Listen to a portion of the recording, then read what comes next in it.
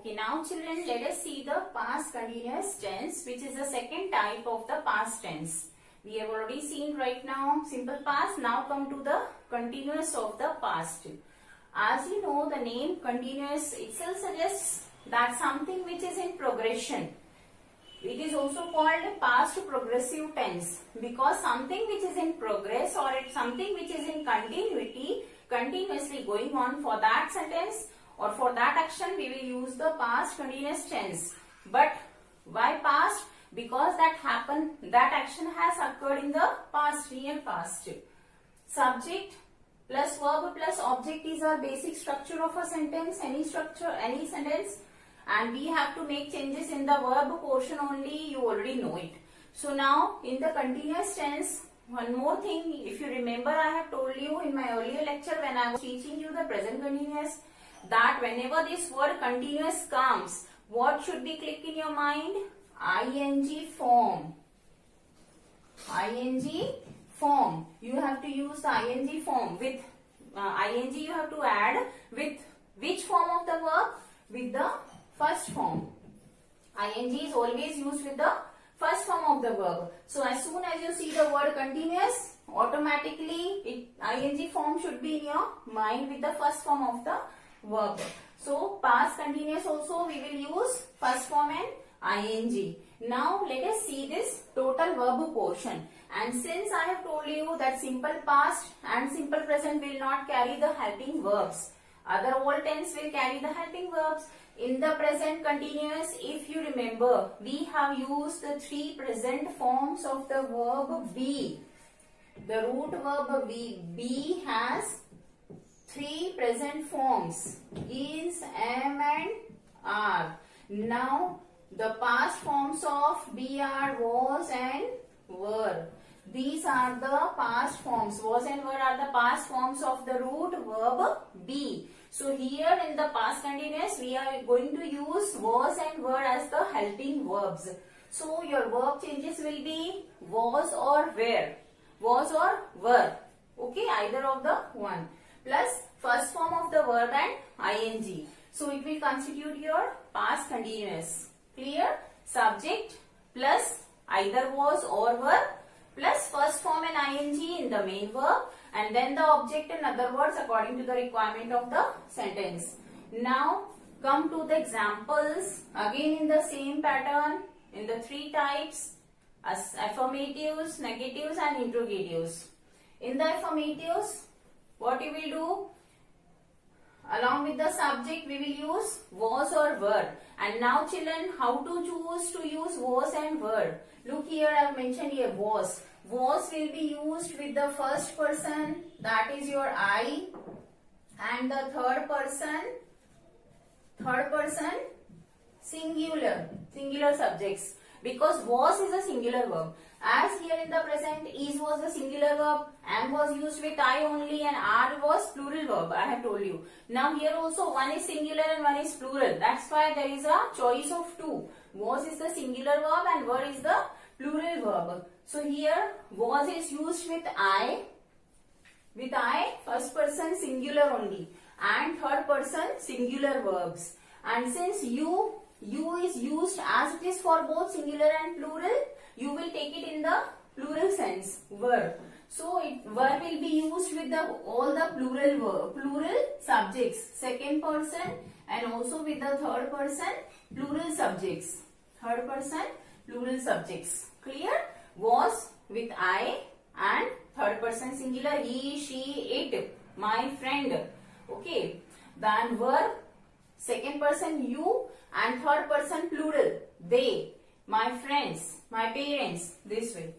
So come to the examples. First is the affirmatives, normal statements, positive statements. He was writing a letter.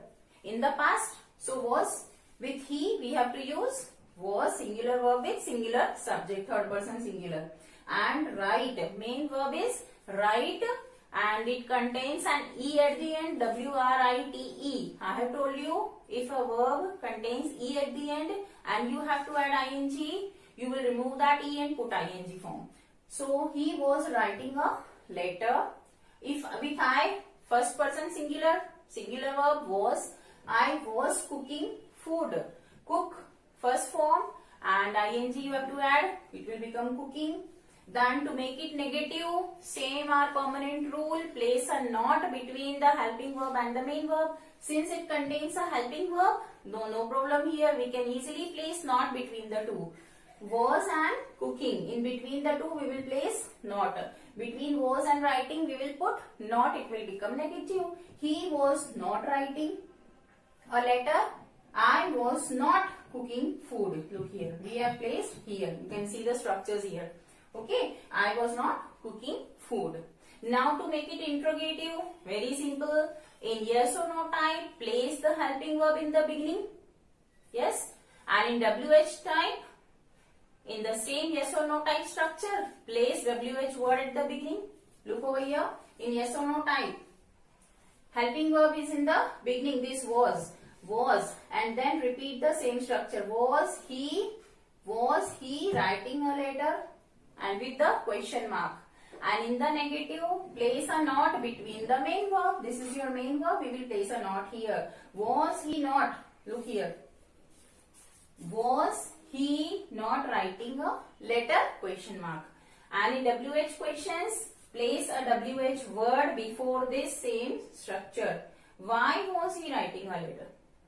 Okay, or you can, no need to put why in every question. When was he writing a letter?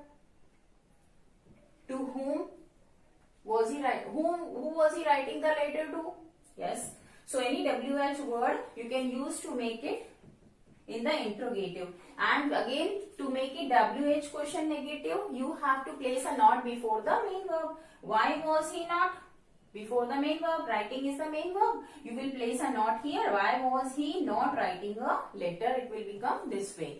So here was your past continuous tense. Nothing is there. Past.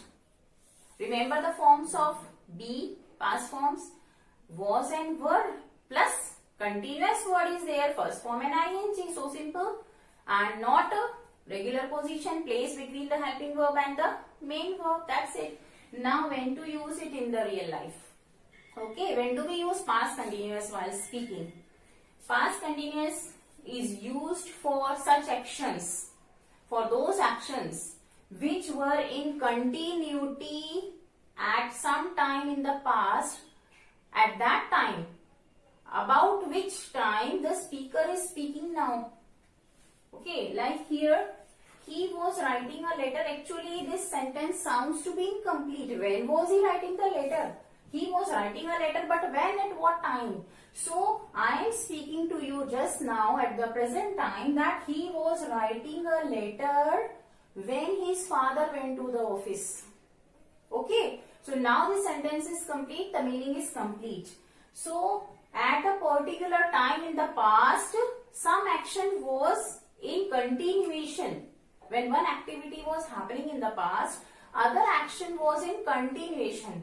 When his father went to the office, he was writing a letter that time. So for those actions in the past which were in continuation at a particular time, about which time we are speaking now.